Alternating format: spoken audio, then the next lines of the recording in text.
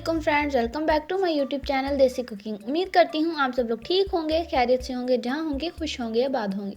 तो आज मैं आप लोगों के लिए लेके आई हूँ बहुत ही मज़ेदार सी हलवे की रेसिपी।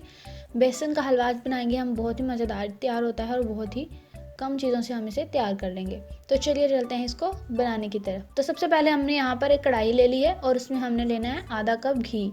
आप कोई सा भी घी ले सकते हैं, अगर आपके पास देसी घी है तो आप वो भी ले सकते हैं। तो घी जब मेल्ट हो जाएगा तो उसमें हमने बेसन ऐड कर देना है और 1 कप ही हमने बेसन लिया है मैयर करके। आपने बेसन को अच्छे से छान लेना है। उसके साथ ही हमने 3 चम्मच सूजी के लिए हैं।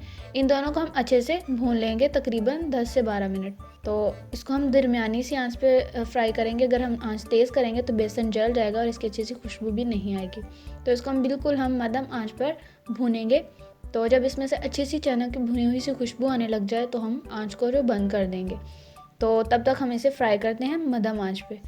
तो यहाँ पर मैंने 2 पिंच जर्दे का कलर ऐड किया है ताकि इसका अच्छा सा कलर आ जाए। इसको हम मसलसल पकाते जाएंगे। तो जब बेसन आपका भून जाए, बिल्कुल अच्छी सी खुशबू आने लगे इसमें से, तो फिर इस स्टेज पे हम आके 3 टेबलस्पून हमारे पास दूध है, आपने वो ऐड कर देना है और उसको साथ साथ चम्मच चलाते जाना है। तो दूध ऐड करने के साथ ही हम इसमें चीनी भी ऐड कर देंगे। तो यहाँ पर चीनी हमने ली है हाफ कप ही हमने घी लिया था और हाफ कप ही हमने चीनी ली है 1 कप बेसन में। तो चीनी को ऐड करने के बाद हम मज़ीद इसकी थोड़ी देर भुनाई करेंगे ताकि चीनी अच्छे से इसके साथ मिक्स हो जाए और डिज़ोल्व हो जाए। तो अब आप देख सकते हैं मैं चीनी ऐड करने के बाद इसको अच्छे से मिक्स कर रही हूँ।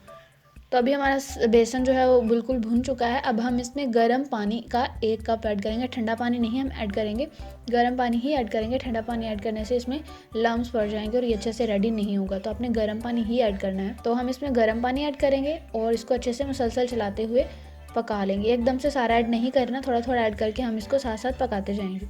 तो आप देख सकते हैं हलवा बिल्कुल रेडी हो चुका है और ये पैन छोड़ना जब स्टार्ट हो जाए इस तरीके से तो मतलब ये रेडी हो चुका है। तो अब ये रेडी हो गया है।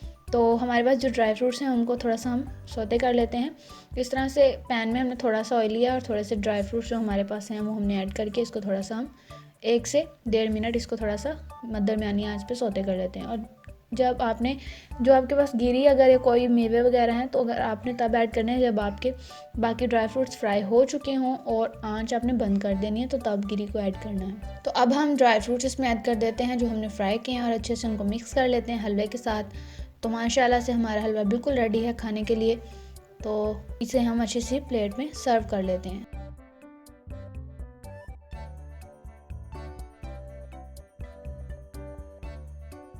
माशाल्लाह से अल्हम्दुलिल्लाह हमारा सारा हलवा रेडी हो चुका है और हमने इसको अच्छे से प्लेट में सर्व भी कर लिया है।